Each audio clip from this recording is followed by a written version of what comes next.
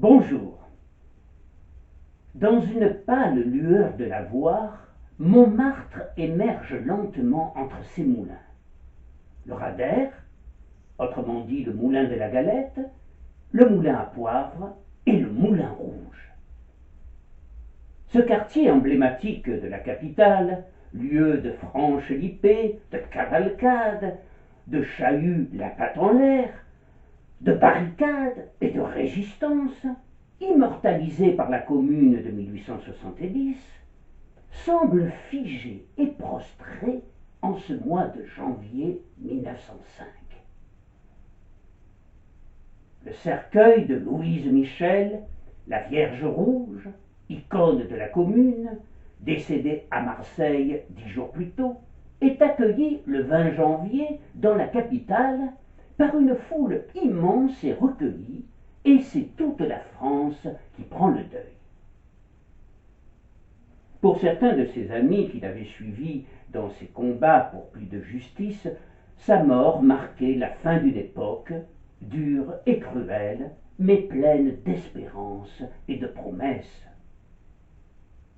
Le nouveau siècle, que d'aucuns voulaient voir lumineux, heureux et pacifique, était pourtant dénoncé par d'autres qui redoutaient la puissance de plus en plus grande de l'argent dans la société, l'argent qui multipliait les victimes.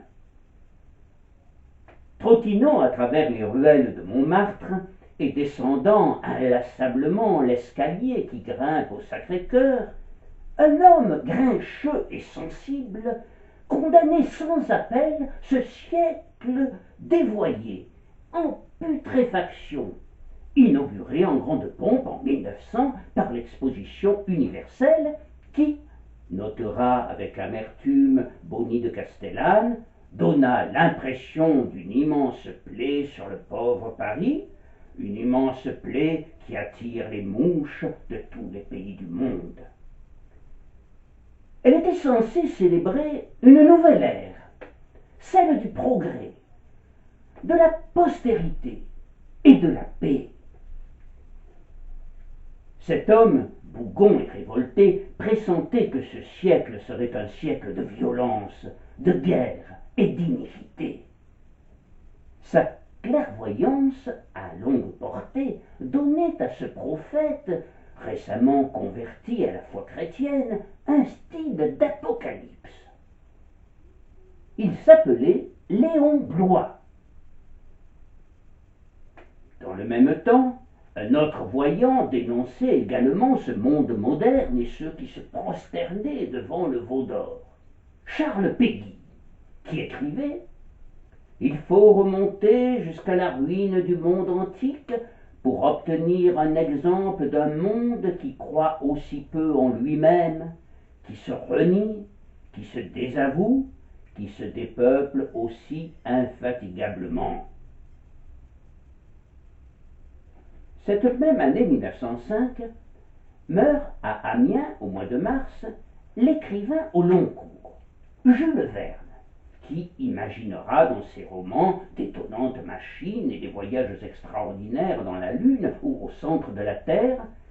Mais ce romancier, pourtant passionné de science, prévoira aussi un monde asservi par les machines et par une poignée de manias de la presse. Il pressentira même ce que sera la superpuissance américaine et son ascendance économique sur le reste du monde. Quant à ce qui concerne l'environnement, il n'envisageait rien de bien réjouissant. Mais à Paris, en ce début de siècle, on ne se posait guère de questions. C'était la fête, un feu d'artifice quotidien.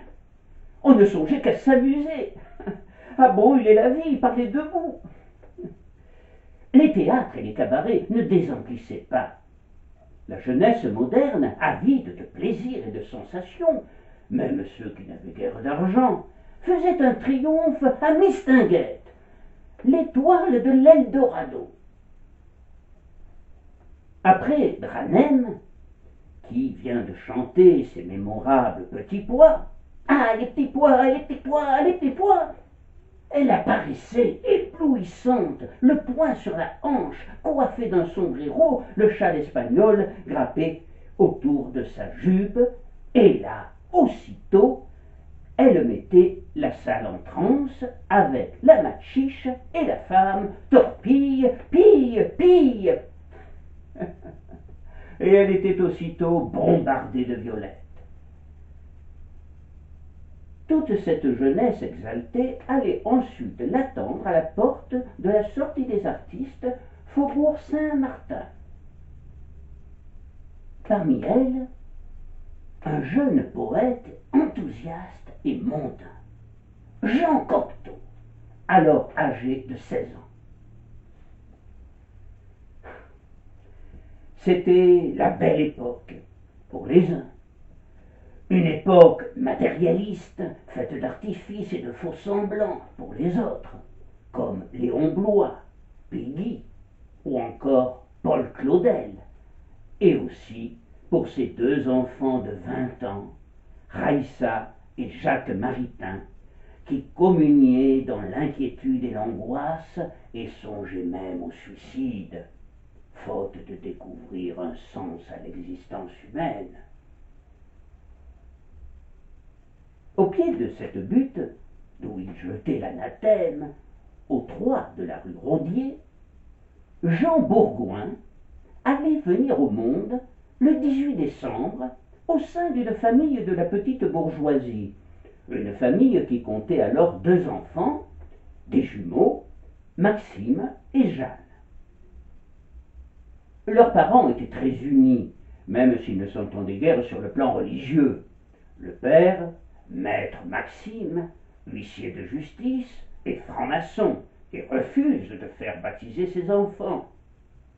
La mère, née Jeanne Courmontagne, est catholique pratiquante. Leurs opinions divergent également dans le domaine politique. En cette année 1925, des grèves et des révoltes éclatèrent dans toute la Russie. Le 22 janvier, 2 jours après le retour à Paris du cercueil de Louise Michel, étonnant clin d'œil de l'histoire, c'était le fameux Dimanche rouge de Saint-Pétersbourg, et en juin, la mutinerie du cuirassé Potemkine. 1905 sera en quelque sorte la répétition générale de la Révolution de 1917. Madame Bourgoin prie pour le tsar et sa famille, alors que son mari se réjouit de voir le peuple montrer enfin les dents. Mais la tolérance prévaut dans la famille Bourgoin. Jean est un enfant intelligent et visiblement doué, mais il est paresseux, extrêmement paresseux, manque d'assurance en lui-même et n'a pas la moindre ambition. Il échoue dans ses études, ne travaille pas et ne cherche pas du travail. Il préfère passer son temps à errer dans les rues de Montmartre, sans trop savoir d'ailleurs ce qu'il recherche. Si toutefois il recherche quelque chose, ou quelqu'un. Il fréquente de plus en plus les bars, et se sent plus sûr de lui quand il est ivre. Et un jour, en 1922, il a alors 17 ans, il entre, un peu par hasard, dans le célèbre Bœuf sur le toit. Celui-ci vient tout juste d'être ouvert au 28 rue Boissy-d'Anglas par Louis Moïsès. Ce fils d'un limonadier de Charleville avait gagné l'amitié de Jean Cocteau en lui présentant une photo de son illustre compatriote Arthur Rimbaud. Et Cocteau avait mobilisé tout Paris lorsque Moïsès ouvrit son premier bar, le Gaillard. C'est sans doute la raison pour laquelle, lorsque Moïsès ouvrit ce nouvel établissement beaucoup plus grand et agréable, une rumeur courut selon laquelle c'était Cocteau qui dirigeait le lieu, lequel portait le nom de la farce qu'il écrivit en 1920 et dont la musique était signée par son ami Darius Milhaud. Le Bœuf sur le toit, dès son ouverture, devint un haut lieu parisien de la création, du plaisir, du non-conformisme, de l'avant-garde et de tous les excès. Chacun y trouvait son coin de table favori. André Gide, Diaghilev, Arthur Rubinstein, les Noailles, Francis Picabia, qui peignit un grand tableau, l'œil cacodilate, accroché au-dessus du comptoir d'acajou du bar, Stravinsky, Anna de Noailles, Georges Simenon et le grand-duc Alexis. Musiciens et poètes, acteurs et banquiers, éditeurs, princes et peintres, tous étaient accueillis par les notes de piano de Jean Vienner, puis plus tard de Clément Doucet. Marcel Proust, pourtant déjà bien malade, il mourra en novembre de la même année, aura la force de s'y rendre pour venir à la rencontre d'une jeunesse qu'incarnait alors magnifiquement un certain Raymond Radiguet, qui n'avait pas encore publié Le Diable au corps. Quant à François Mauriac, il venait tout juste d'être consacré grand romancier avec Le baiser aux lépreux, lorsque, en pleine effervescence de sa récente gloire, il commença à fréquenter à son tour le bœuf sur le toit. Ce fut, écrira le futur grand écrivain catholique, ma période la moins chrétienne, alors que j'étais pris tout entier par les livres fiévreux qui se succédaient d'année en année. François Mauriac sera alors captivé par Cocteau et se liera d'amitié avec Gide, qu'il recevra chez lui. Car si le chrétien se rebiffe devant les mœurs qu'il découvre chez certains des habitués du bœuf sur le toit, et chez Cocteau lui-même, il aura bien des faiblesses pour Gide, et c'est à lui qu'il pensera en écrivant en 1926 « Dans une société qui se veut de moins en moins chrétienne, ce que saint Paul appelle des passions d'ignominie, les condamnerons-nous au nom de la nature ?» Croisa-t-il Jean Bourgoin? Ce n'est pas invraisemblable.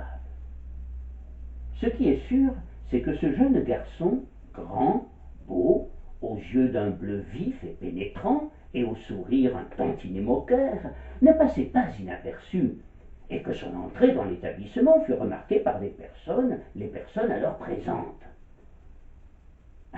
Ce n'est pourtant que 3 ans plus tard, en février 1925, qu'il finira par rencontrer Cocteau, et ce ne fut pas au bœuf sur le toit, mais dans un entresol du passage reliant la rue Washington à la rue Chateaubriand, chez un mystérieux jeune homme, un Anglais, qui tenait vraisemblablement une fumerie d'opium.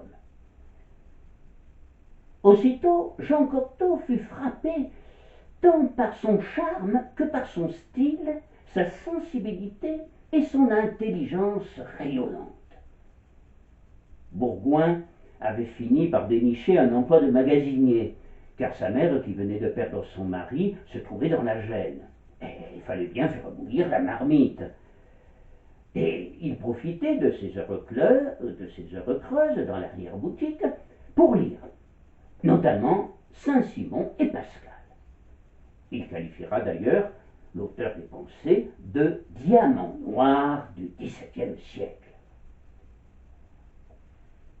Si Cocteau fut séduit par Jean Bourgoin, ce dernier fut fasciné par Cocteau.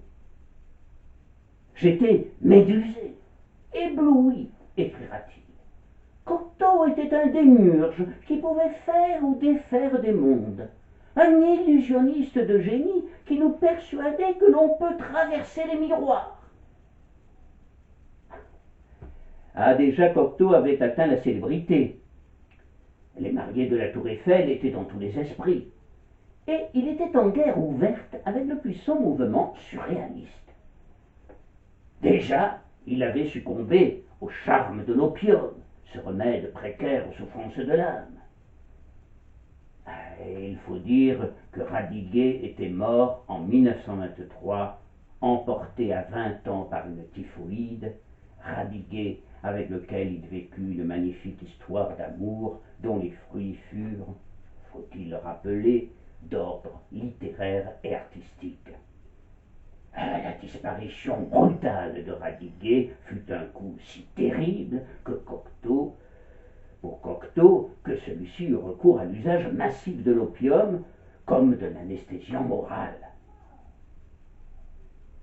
C'est donc sous le signe des amours interdites, nous sommes, je le rappelle, en 1925, et sous celui de l'opium, que lieu la première rencontre dans cet entresol sordide entre Jean Bourgoin et Jean Cocteau.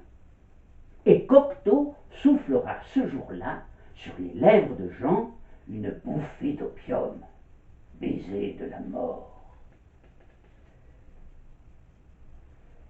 Je disais que c'est sous le signe des amours interdits et de l'opium qu'eut lieu la première rencontre entre les deux hommes.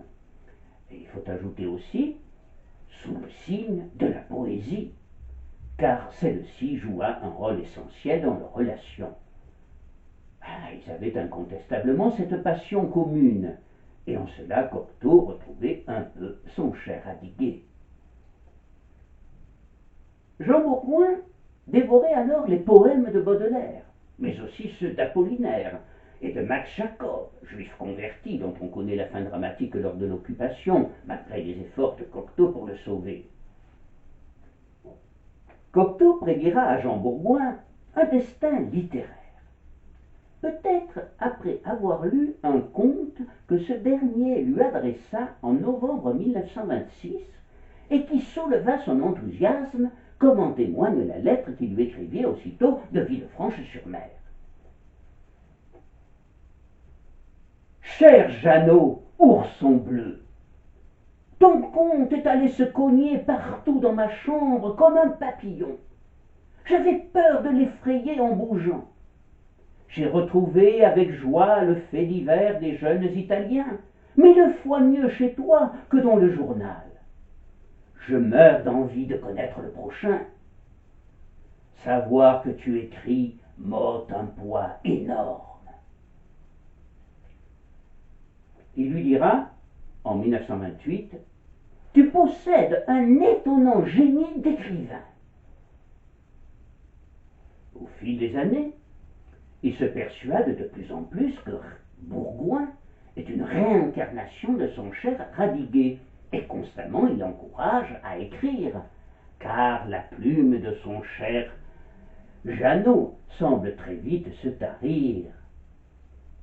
Si tu écrivais, si tu comptais sur tous les coins de table et sur le dos d'enveloppe, si tu m'envoyais ce travail à nettoyer, comme faisait Radiguet, tu serais sauvé, je l'affirme. Sois confiant, ton heure vient à ta rencontre. Écris, écris, écris.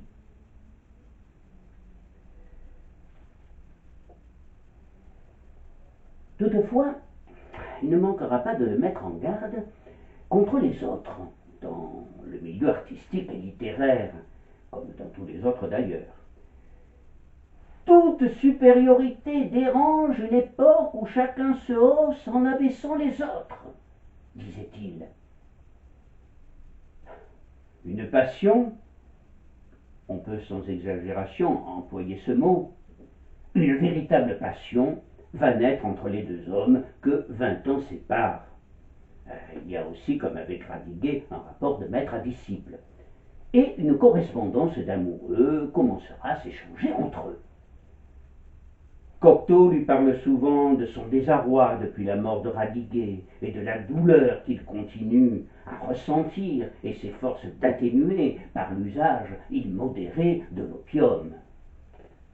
Bourgoin lui raconte son enfance et son adolescence et évoque les liens très forts qui le lient avec sa sœur Jeanne et leur rapport à la limite de l'inceste.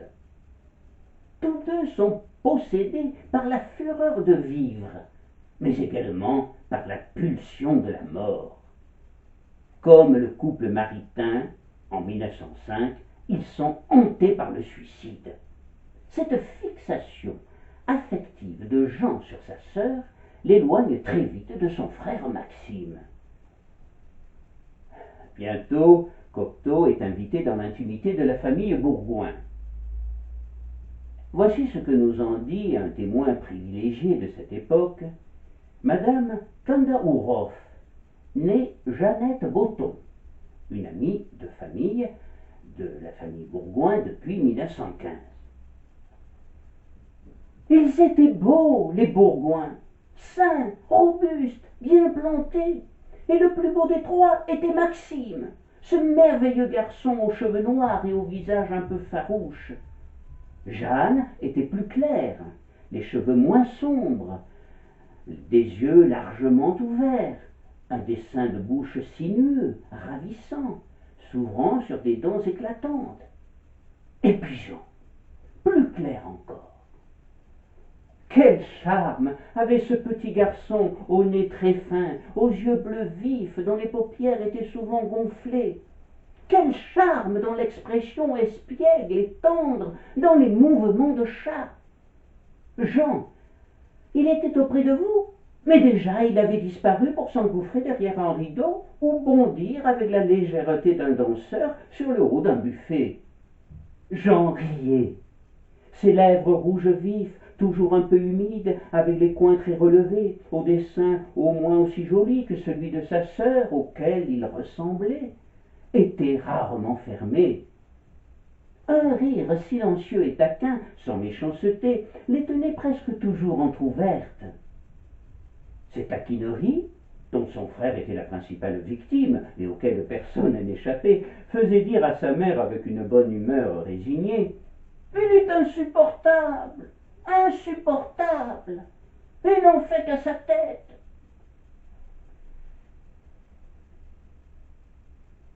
Après Cocteau, qui au cours de l'été 1924, conduit par Georges Auric, vint chercher chez le couple maritain à Meudon les consolations que l'opium ne lui dispensait plus, Bourgoin, à son tour, entra dans l'univers d'espoir et de grâce de Raïssa et Jacques, et il découvrit Dieu. Tendez les mains vers le haut, les saints vous y aideront, disait alors Maritain, qui professait à ce moment-là à l'Institut catholique de Paris. Raïssa, de son côté, prit aussitôt le jeune homme en affection. Jean Bourgoin découvrit donc Dieu en 1924. Dieu et le bonheur. Un bonheur différent, bien différent de celui de sa chambre de la rue Rodier. Un bonheur qui s'appelle béatitude. Ce fut pour lui un éblouissement. La date du baptême est bientôt fixée, 19 octobre 1925. Le parrain et la marraine sont désignés. Jean Cocteau, qui réside alors à Villefranche-sur-Mer, et sa sœur Jeanne. Mais quelques jours avant, Cocteau, souffrant, s'excusera et c'est Jacques Maritain qui le remplacera. Quant à Jeanne, qui avait été elle-même rapidement baptisée en 1917, elle renoncera, se sentant probablement mal préparée, et peut-être aussi parce qu'elle pressentit qu'elle ne serait plus la seule désormais dans le cœur de Jean, et cela, elle ne pouvait pas le supporter. C'est donc Raïssa qui joua le rôle de marraine, et Monseigneur Gita, un prélat d'origine roumaine, qui officiera dans la chapelle privée des Maritains. Jean s'est préparé sérieusement au baptême. Il a médité longuement sur la lettre de saint Paul aux chrétiens d'Éphèse, qu'il a enchantée, au point de la substituer pour un temps à Baudelaire. Après son baptême, conscient de sa fragilité psychologique et spirituelle, il fera une retraite à l'abbaye de Solesmes. Une période très forte pour lui, mais en réalité, son baptême et ses efforts pour vivre pleinement sa foi ne modifieront en rien ou peu de choses dans sa vie.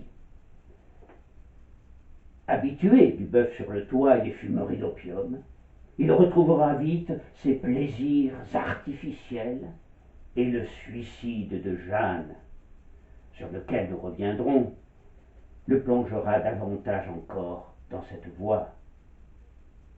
Il n'est pourtant pas sans révolter, à la manière de Rimbaud. Il oscille entre l'ivresse de la vie et l'instinct de la mort, l'impatience et la paresse. Il avouera même à sa mère, l'année de la publication des Enfants terribles, peu après la mort de Jeanne, son horreur de la vie. En novembre 1925, c'est le service militaire. Il rejoint le 61e régiment d'artillerie à Metz, grâce à l'intervention de Cocteau, car il était prévu initialement qu'il soit affecté à Oran. Puis ce sera le 19e régiment d'artillerie de Nîmes. Détail cocasse, sa caserne jouxte le 38e régiment d'artillerie où avait été mobilisé en 1914 Guillaume Apollinaire. Jean Bourgoin, c'est le moins que l'on puisse dire, n'a pas la fibre militaire et a horreur des armes à feu. Dès qu'il le peut, il retourne auprès de sa famille et de son mentor Cocteau. À Noël, il est au chevet de sa mère qui est souffrante. Il profite aussi de ce bref séjour pour se rendre à Meudon, chez les Maritains.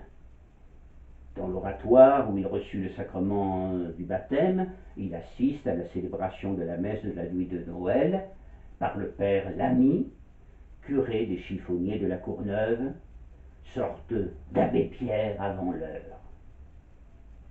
Si sa foi en ressort renforcée, il n'en reste pas moins profondément pessimiste. Stravinsky racontait quelquefois cette soirée de juin 1923 sur une péniche au bord de la Seine, au cours de laquelle Cocteau empruntera l'uniforme et la casquette du capitaine et, une lanterne à la main, passera sa tête par tous les hublots en criant « On coule !» Bourgoin, se rappelant cette anecdote, répétait souvent comme une litanie, notamment lorsqu'il fut hospitalisé à Paris pour une appendicite, « On coule! On coule !» Cocteau était intervenu, là encore, pour qu'il ne fasse pas partie, comme prévu, d'un détachement à destination du Maroc. Et lorsqu'il sera hospitalisé, il obtiendra qu'il puisse rentrer à Paris pour subir cette intervention. C'est sans doute peu de temps après sa sortie de l'hôpital que l'on peut situer un incident qui le marqua vivement. Lors d'une soirée, Cocteau, toujours enjoué, lorsqu'il était entouré de ses jeunes amis, son escadrille, comme on les appelait, avait improvisé une scène d'un goût sans doute douteux, dans laquelle il ridiculisait le père Lamy, lequel jouissait alors d'une réputation de saint. Jean Bourgoin était alors parti furieux, en criant « Cocteau, c'est Lucifer, c'est Satan !» Cet incident, s'il préfigure les engagements futurs de Jean dans son cheminement spirituel, n'entamera pas l'affection profonde entre les deux hommes. Durant toutes ces années, Jean Cocteau observera avec curiosité la famille Bourgoin. Une famille singulière, émue par le destin tragique du père, gravement traumatisé par la guerre de 1914, au cours de laquelle il se trouvera en première ligne sur le front et qui ne reviendra au foyer qu'en 1922 pour y mourir, ce qui bouleversera sa femme et ses enfants et expliquait en partie l'horreur que l'armée inspirait à Jean. Cocteau sera fasciné surtout par la liberté de Jeanne et de Jean. Peu à peu, Jean Cocteau émergera de ces brumes retrouvant un certain goût de vivre grâce à Jean Bourgoin, mais aussi à un autre Jean qui lui écrivait des lettres enflammées et qui va entrer dans sa vie à la fin des années 20, Jean déborde. Mais il a toujours du mal à écrire et se fige devant la page blanche. Pourtant ses amis le poussent. Gide le premier qui l'incite à écrire ses souvenirs. C'est à Gide qu'il doit les portraits souvenirs qu'il publiera en 1935 et dans lesquels il nous livre sa vision de la belle époque et les personnages mythiques qui marquèrent son adolescence et jusqu'à l'aube de la Grande Guerre.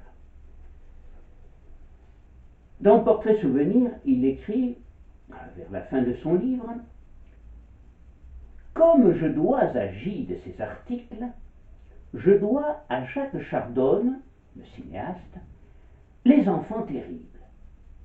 Il me grondait. Vous avez la crampe du chef-d'œuvre.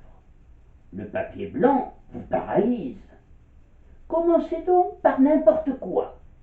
Écrivez un soir d'hiver et continuez. » Une phrase dans le genre de celle qui ouvre son film, tandis que tonnaient au loin les canons de Fontenoy, dans une modeste chambre, un jeune homme. Phrase où les disciples de Freud virent des sens cachés et qui n'exprime rien d'autre que la courageuse mise en marche d'un ouvrage. J'écrivis. La cité Montier se trouve prise entre la rue d'Amsterdam et le livre qui devait attendre en moi se glissa derrière d'une traite.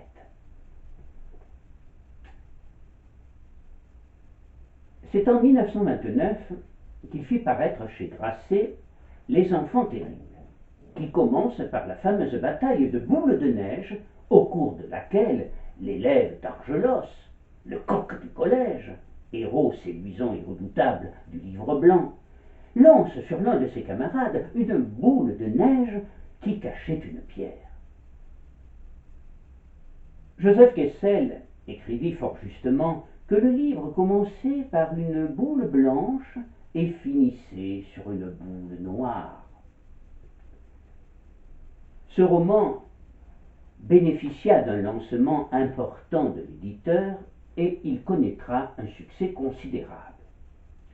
L'histoire est en fait celle de Paul et Élisabeth, deux adolescents, frères et sœurs, qui se sont construits un monde magique et poétique, fait de complicité, de jeux, mais aussi de disputes.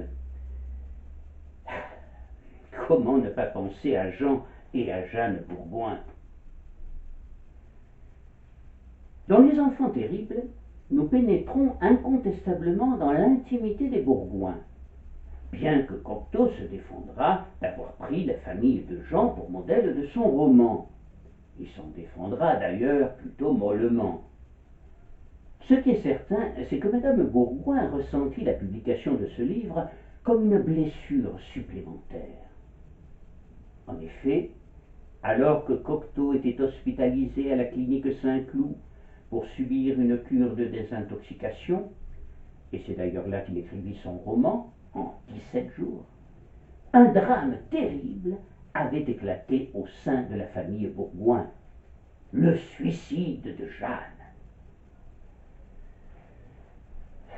Madame Bourgoin reconnaîtra sa fille dans le roman de Cocteau qui s'achève par le suicide d'Élisabeth d'un coup de revolver.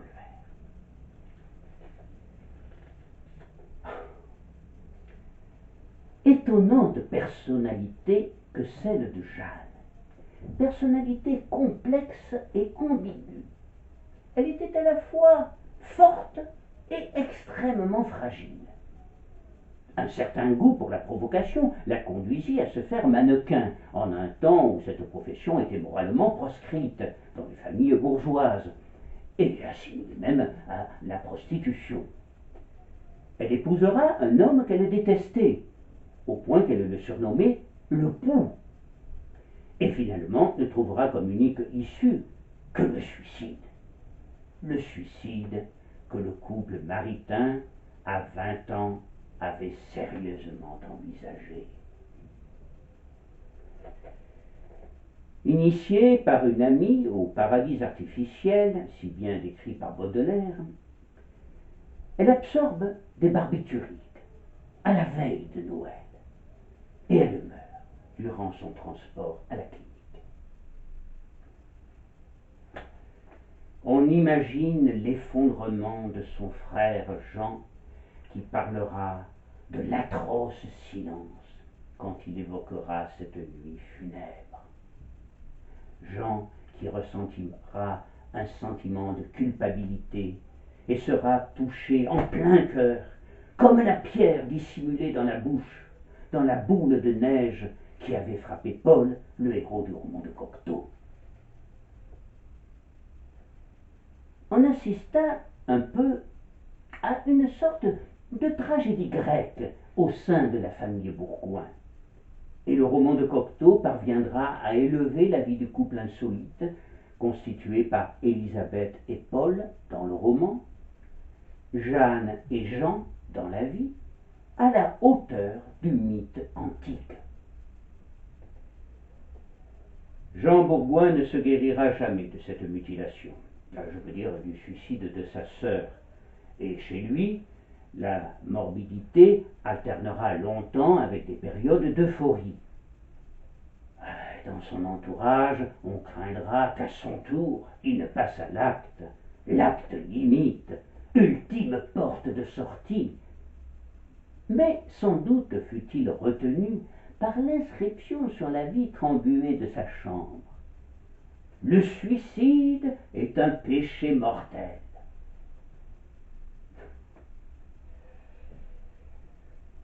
Mais revenons au roman de Jean Cocteau. Grâce à lui, nous pénétrons dans la chambre commune au frère et à la sœur, sorte de carapace où ils vivaient, se lavaient, s'habillaient, comme deux membres d'un seul corps. Cocteau nous la décrit ainsi. Elle contenait 2 lits minuscules, une commode, une cheminée et 3 chaises. Sans les lits, on l'eût prise pour un débarras. Des boîtes, du linge, des serviettes éponges jonchaient le sol. Une carpette montrait la corde. Au milieu de la cheminée trônait un buste de plâtre sur lequel on avait ajouté à l'encre des yeux et des moustaches. Des punaises fixaient partout des pages de magazines, de journaux, de programmes représentant des vedettes de films, des boxeurs, des assassins. Cette chambre est donc un espace paradisiaque. Là, 2 êtres vivent un amour chaste, édénique. Une passion très singulière d'où la sexualité paraît absente. Et pour cause, Jean a suivi sa pente naturelle. Il n'était guère attiré par les femmes au point de vue du sexe. Le seul événement qui aurait pu détruire ces étonnants rapports, ou tout au moins les modifier, le seul événement même, fut la mort de leur mère. Voici ce que nous en dit Cocteau dans le roman.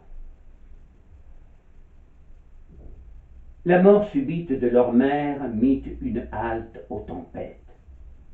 Il l'aimait, et s'il a brusqué, c'est qu'il la supposait immortelle. La chose s'aggrava du fait qu'ils se crurent responsables, car elle était morte sans qu'ils la remarquassent, un soir que Paul, levé pour la première fois, et sa sœur se disputaient dans sa chambre. La dispute dégénérait en bataille, et la petite, les joues en feu, cherchait un refuge près du fauteuil de l'infirme. Lorsqu'elle se trouva, tragiquement, en face d'une grande femme inconnue qui l'observait, les yeux et la bouche large ouvertes. Les bras raides du cadavre, ses doigts noués au fauteuil, lui conservaient intacte une de ces attitudes que la mort improvise et qui n'appartiennent qu'à elle. Le docteur prévoyait cette secousse. Les enfants, seuls, incapables d'agir, regardaient, livides, ce cri pétrifié, cette substitution d'un mannequin à une personne vivante, ce Voltaire furieux qu'ils ne connaissaient pas. De cette vision, il devait conserver une longue empreinte. Après les cérémonies de deuil, les larmes, l'ahurissement, ils se retrouvèrent nez à nez. Loin de rendre pénible la mémoire de leur mère, les circonstances fabuleuses de sa mort la servirent beaucoup. La foudre qui l'avait atteinte laissait d'elle une image macabre, sans le moindre rapport avec la mère qu'il regrettait.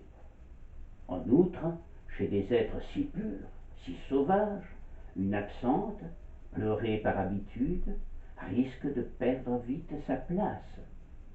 Ils ignorent les convenances.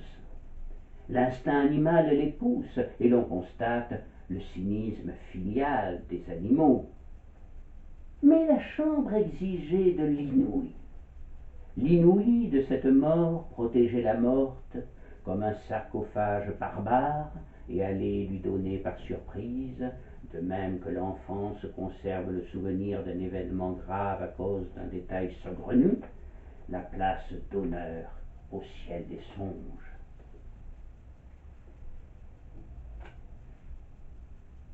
Après la mort de la mère, la chambre de Paul et d'Élisabeth allait prendre une place encore plus importante dans leur vie. Les nuits de la chambre se prolongeaient jusqu'à 4 heures du matin. Cela reculait les réveils. Vers 11 heures, Mariette apportait du café au lait. On le laissait refroidir. On se rendormait. Au deuxième réveil, le café au lait froid manquait de charme. Au troisième réveil, on ne se levait plus. Le café au lait pouvait se rider dans les tasses. Le mieux était d'expédier Mariette au café Charles, ouvert depuis peu au bas de l'immeuble. Elle en remontait des sandwichs et des apéritifs.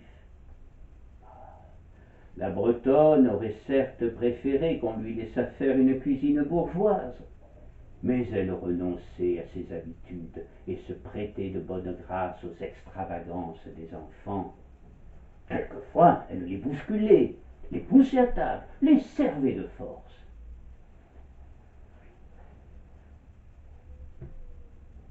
Les années passant, rue Montmartre, sur un rythme monotone d'une intensité jamais affaiblie, écrit Cocteau, qui trouve le mot juste quand il suggère l'innocence de ce couple singulier, tous deux, faits pour l'enfance, continuaient à vivre comme s'ils eussent occupé deux berceaux jumeaux.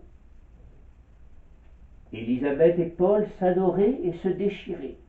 Tous les 15 jours, après une scène nocturne, Élisabeth préparait une valise et annonçait qu'elle allait vivre à l'hôtel.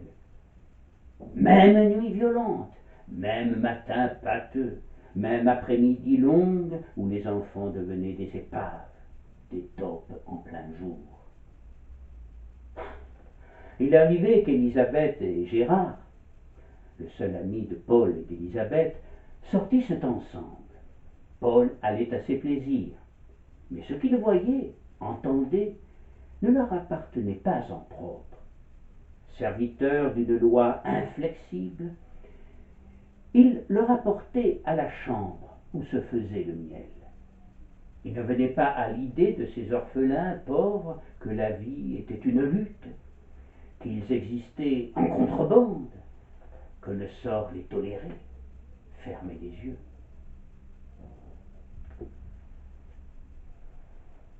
Le mythe instauré par Cocteau à son insu fait entrer l'expression « enfant terrible » dans le langage courant. En 1950, le film de Jean-Pierre Melville, Les enfants terribles, restituera la magie et la fraîcheur du roman. François Truffaut écrira à propos de ce film « Le drame des enfants terribles, l'un des rares films vraiment olfactifs de l'histoire du cinéma. Son odeur est celle des chambres d'enfants malades. progresse et s'élève par halètement, comme le tracé inquiétant d'une ligne brisée sur une feuille de température.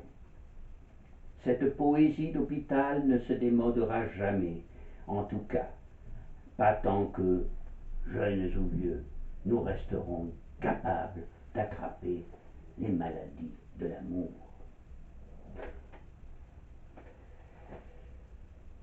Incontestablement, les enfants terribles doivent beaucoup à Jean et à Jeanne Bourgoin, même si, comme l'a souvent répété Cocteau, il s'agit d'une œuvre de fiction.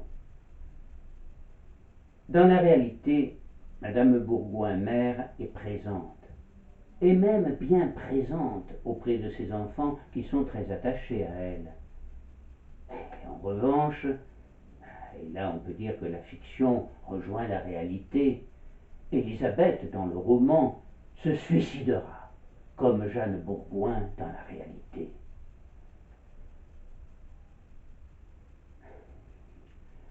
Jean Bourgoin sera en tout cas très marqué par cette expérience singulière en vérité durant son enfance et son adolescence. La connivence fraternelle de deux êtres qui trouvent le bonheur parce qu'ils ne grandissent pas, qu'ils restent des enfants. Une anecdote précieuse d'un voisin de la famille Bourgoin nous permet d'étayer cette affirmation. Curieusement, on peut penser que ces rapports montrent déjà une quête de Dieu, tout au moins de la part de Jean. On peut parler de théologie du bonheur fondée sur la parole de Jésus. Si vous ne devenez pas comme de petits enfants, vous n'entrerez pas dans le royaume des cieux. Et plus tard, Jean le confirmera, argumentant même ses propos, en posant la question « D'où vient ce sentiment de supériorité des enfants à l'égard des grandes personnes ?» Il parlera même de complexe de supériorité. En fait, selon lui, les enfants, dans leur naïveté et leur naturel, sont bien plus proches que nous de Dieu et par extension même de la nature. Revenons une fois encore à Jeanne et à Élisabeth dans le roman pour les replacer dans le contexte d'une époque bien précise, les années 20. Les années 20 en France, c'est le temps des garçonnes, dont les cheveux enveloppent la tête seulement jusqu'à la nuque et se ramènent en franges sur le front. Le mot garçonne vient d'un roman de Victor Marguerite, La Garçonne, paru en 1922 et dont le succès fut immense, tout autant que le scandale qu'il suscita. En deux mots, c'est l'histoire d'une jeune bourgeoise de 19 ans, Monique L'Herbier, qui se donne à son fiancé avant le mariage, faisant fi des convenances. Elle incarne à l'époque, c'est le moins que l'on puisse dire, une fille émancipée. Et que dire de ses amis qui la surpassent en ce domaine? Avec ses cheveux courts à cajou teints par le henné, elle devient la garçonne. Finalement, déçue par son fiancé, elle décide de vivre sa vie. Pour s'affirmer, elle travaille, ce qui n'est pas alors très fréquent pour une fille de son milieu, multiplie les rencontres sans amour, passe des nuits entières à danser au rythme du swing ou du foxtrot.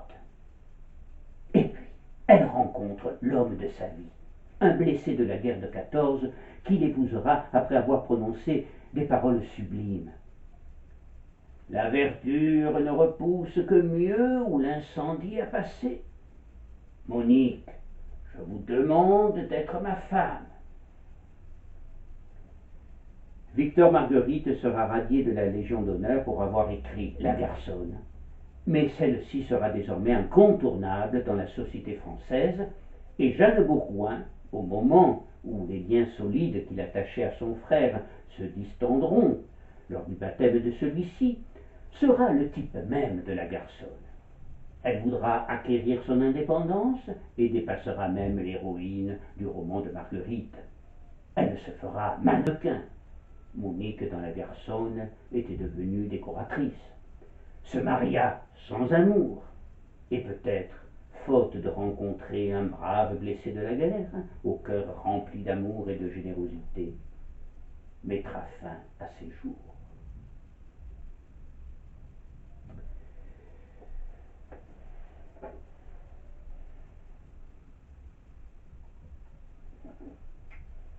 Il n'est pas inutile de s'arrêter un instant sur ces années qui suivirent le roman de Marguerite et celui de Cocteau 7 ans plus tard. Elles vont marquer un tournant dans l'évolution des mœurs en France et dans la condition de la femme. Celle-ci brise tous les carcans, toutes les conventions héritées du passé. Elle se reconnaît bientôt à travers l'explosive Joséphine Baker, qui n'hésite pas à apparaître nue avec sa fameuse ceinture de banane sur toutes les scènes parisiennes. Elle prend l'habitude de fumer, de boire, de danser, de conduire des voitures à 100 à l'heure.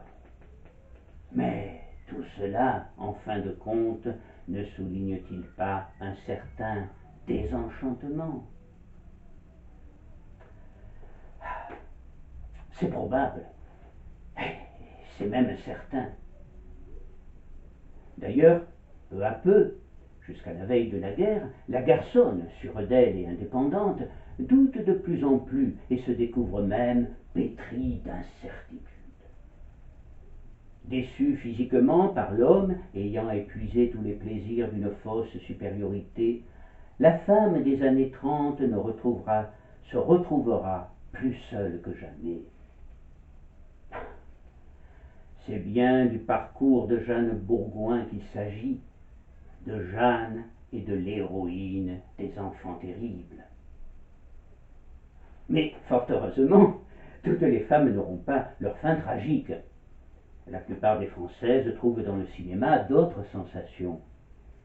Voici venir le temps du romanesque, des vedettes, comédiennes ou chanteuses, dont on imite les robes, les coiffures, les attitudes,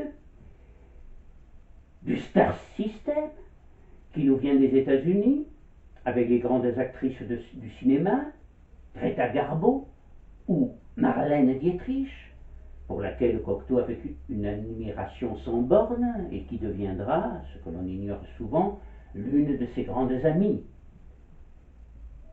À côté de ces stars, les femmes que les Françaises admirent le plus sont les aviatrices, comme par exemple Hélène Boucher, qui se tuera en avion en 1934.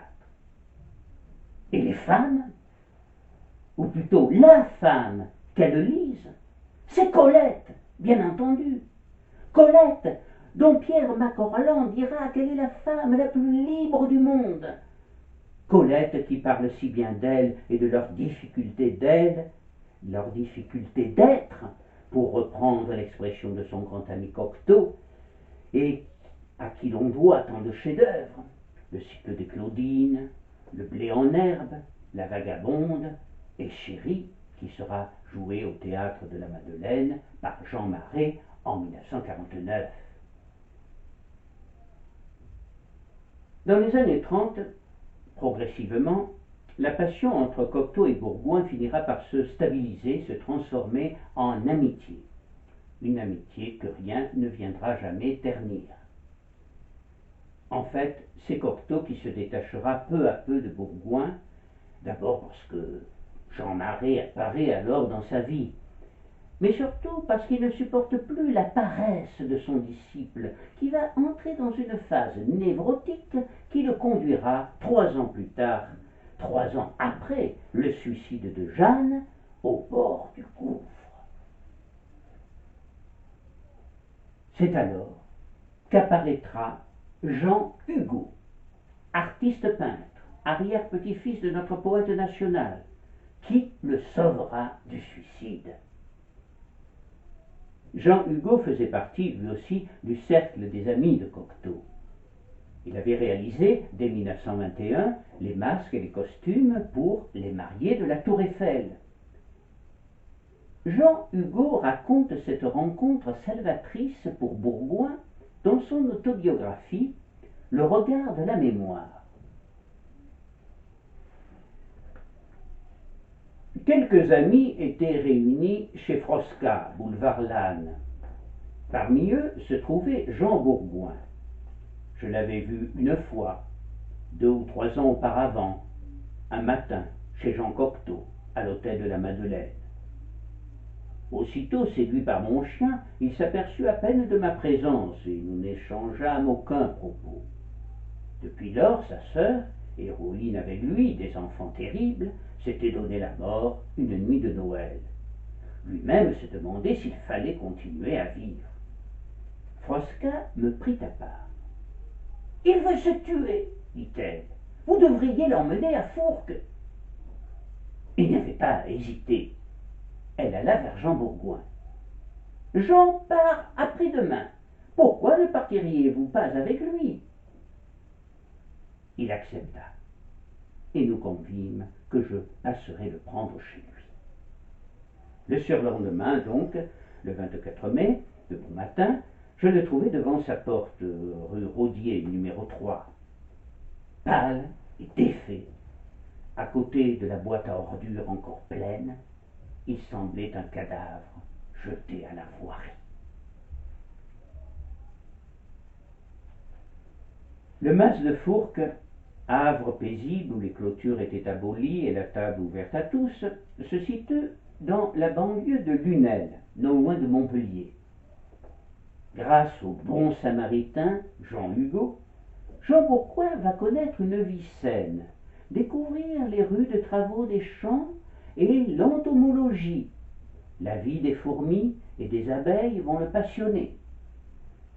Mais s'il séjournera régulièrement à Fourques, il n'abandonnera pas Paris et sa mère, qui s'installera en 1936 rue Pergolèse. Repris par ses vieux démons, il aménagera sa chambre sous le signe de la pulsion de la mort. Le décor est lugubre.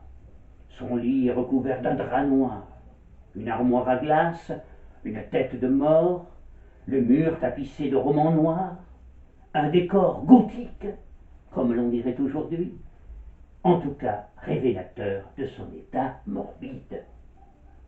Et il fréquente à nouveau assidûment les fumeries d'opium.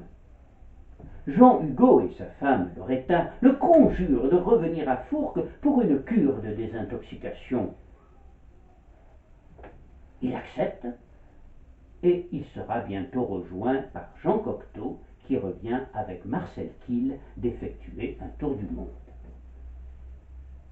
Si ce séjour lui sera bénéfique, il ne sera pour Jean Bourgoin qu'un bref répit, car sitôt de retour à Paris, il replonge, d'autant plus qu'il n'a ni emploi, ni argent, et sa mère est dans un état de santé de plus en plus préoccupant et finira par être entièrement paralysée.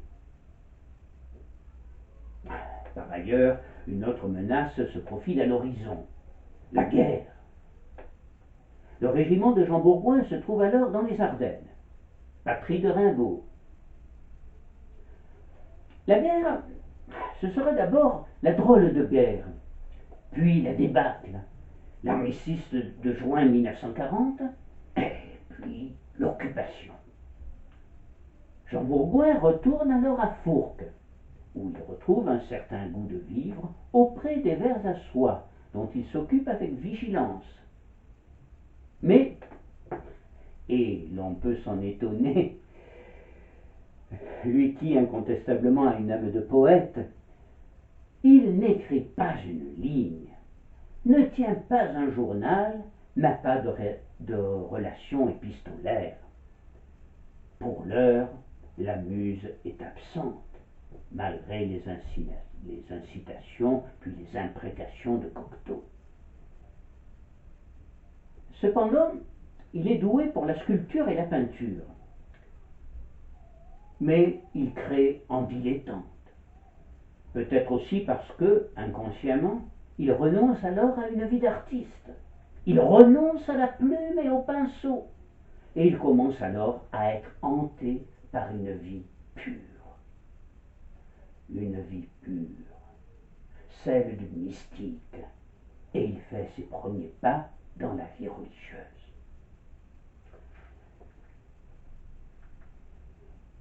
La fin de la lune de miel entre Cocteau coïncidera avec la mort de sa mère dans d'horribles souffrances en octobre 1945. Moralement ruiné, il confessera sa déchéance et ses remords à Jean Hugo, qui verra dans cet aveu un sentiment de repentir à l'égard de sa mère, mais aussi, en filigrane, à l'égard du Christ de son baptême. Sa rencontre avec le père Révusky, en novembre 1946, fera prendre à sa vie un nouveau tournant. Conscient qu'il ne se guérira jamais ni de la drogue, ni de ses goûts particuliers, il confiera à son ami Fosca Münster la nécessité du cloître comme bouclier de son âme. « Je ne peux plus rester dans le monde, j'ai trop de tentations. » En février 1947, il est envoyé pour une retraite par le père Révusky au couvent des dominicains de la Sainte-Baume, à Saint-Maximin. Georges Maurice, alors jeune frère étudiant, le reçoit chaleureusement et trouve les mots qu'il faut pour conforter l'engagement de celui qui reste toujours angoissé et peu sûr de lui. Il lui offrira son amitié et sera pendant plusieurs mois à ses côtés. La veille de Noël 1948, Jean Bourgoin entre au monastère de Cîteaux, chez les cisterciens, et devient frère Pascal. Depuis Cîteaux, ce paradis claustral, selon l'expression médiévale, il écrira souvent à Cocteau, lui expliquant que ce fut sa détresse et sa certitude radieuse d'aujourd'hui. Cocteau témoignera dans ses réponses d'une singulière et quelque peu surprenante intelligence de la foi chrétienne. Dieu veut être vécu, écrira-t-il au frère Pascal. En 1956, à Villefranche, Jean Cocteau peint les murs de la chapelle des Pêcheurs, dédiée à Saint-Pierre. Et le 20 janvier 1957, il lui écrit: Sur les échafaudages de ma petite chapelle romane, en face de l'hôtel Welcome, je pense à toi. Je te demande souvent conseil, et tes réponses me servent de guide. Le sais-tu? Hier encore, nous étions assis côte à côte sur une planche, sous la voûte. Jean Cocteau pense toujours à son enfant terrible, mais il sait bien alors qu'il ne le reverra plus. Celui-ci, semble-t-il, a trouvé sa voie à travers la vie contemplative. Une vie contemplative, mais qui n'exclut pas le travail, car dans un monastère, chaque moine se voit confier une tâche qu'il doit accomplir avec humilité. Le premier poste de frère Pascal sera la fromagerie. Ce nouveau Saint-François, grâce aux croûtes de ses fromages, attira des myriades d'oiseaux, mésanges, rouge-gorge, pinsons, qu'il apprivoise et qui ne le quitte plus. Parmi ses convives, il faut citer une personnalité exceptionnelle. On peut même parler de personnage. Un jeune corbeau, tombé du nid, amputé et unijambiste, qui annoncera ses lépreux que le moine, quelques années plus tard, appareillera pour leur rendre la marche. Car, en effet, le moine va fabriquer un pilon et rééduquer son protégé, qui désormais l'accompagnera partout, à la buanderie, lorsque frère Pascal se verra chargé de l'entretien du linge, à la salle de lecture, où il chipe les papiers qu'il dévore, au cimetière, où il semble se recueillir sur les humbles tombes. Étonnante amitié entre l'homme et l'oiseau, qui nous apprend qu'il lui suffit, pour être heureux, de quelques miettes de pain ou de fromage, de quelques graines et d'une cuillerée d'eau, et d'un peu d'amour.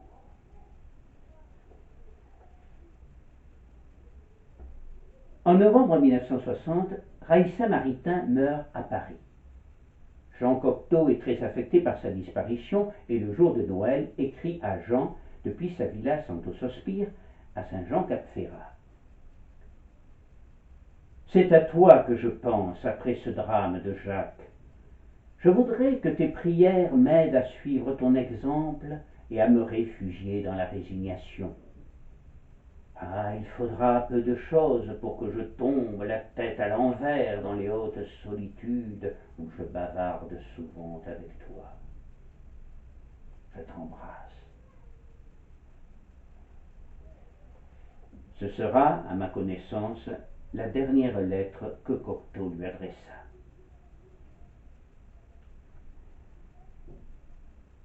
On pouvait alors penser, comme Cocteau, qu'à sitôt, à l'abri du monde, dans cette vie contemplative, Jean Bourgoin ne connaîtrait plus le doute et la désespérance.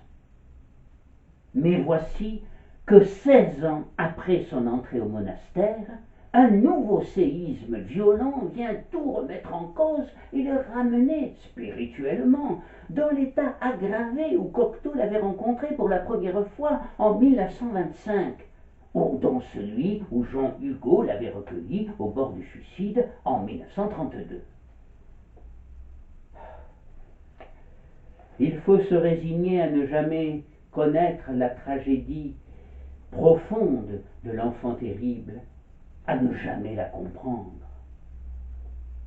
Les grands témoins, ceux qui l'ont certainement compris, de Jean Cocteau à Jacques Maritain, Jean Hugo et le père Révusky, ont emporté le secret de celle-ci dans leur tombe.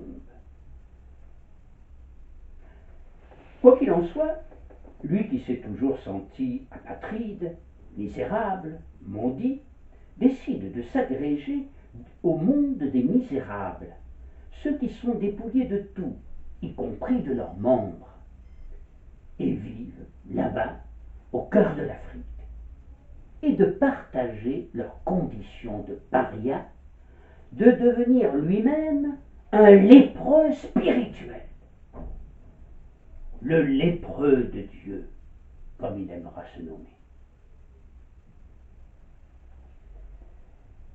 Quand il débarqua à Douala, seul port du Cameroun, et prit le train pour Obout, au sud du pays, où se trouvait le petit monastère de Grand-Selve, il écrira à sa vieille amie, Madame Kandaouroff, « À vrai dire, j'avais la mort dans l'âme, me voyant en danger de perdre ma foi, plus précieuse que ma vie, si je restais à Cîteaux.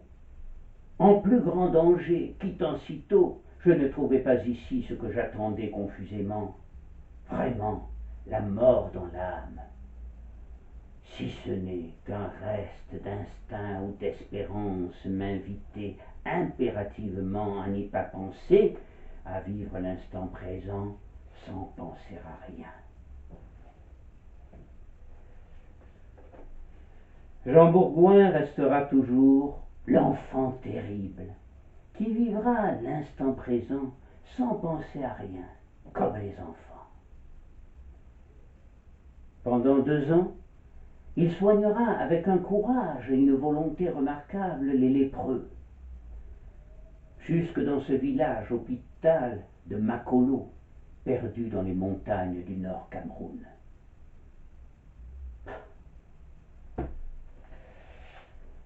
Qui donc aurait pu prévoir un si prodigieux itinéraire depuis la butte de Montmartre et le bœuf sur le toit, rendez-vous d'une génération réunie autour de Jean Cocteau, le prince des poètes, jusqu'à ce village perdu, mais où il allait peu à peu, pour la première fois de sa vie peut-être, éprouver une sensation de bien-être total. Peut-être parce qu'en fait, comme il le dira lui-même, on ne voit vraiment Dieu qu'à travers les larmes et la douleur des autres.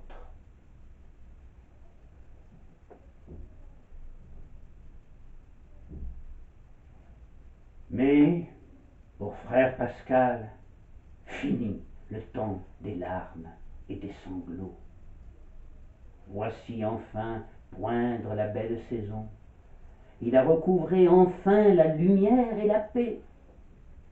Le 11 mars 1966, à Makolo, dans une petite chambre nue, sous une chaleur étouffante, frère Pascal meurt, emporté par un cancer. Jean Cocteau, son mentor, l'avait précédé au-delà du miroir 3 ans plus tôt. Amélie Laforêt, sur la dalle funéraire du poète, auteur des Enfants terribles, on peut lire cette inscription en forme de serment: je reste avec vous. En quittant ce monde, où il avait eu tant de mal à trouver sa place, un sourire confiant et apaisé illuminait le visage de frère Pascal, et à ceux qui autour de lui ne pouvaient contenir leur chagrin, il semblait dire, comme son maître: ne soyez pas triste, je m'en vais content, je m'en vais, mais je reste avec vous.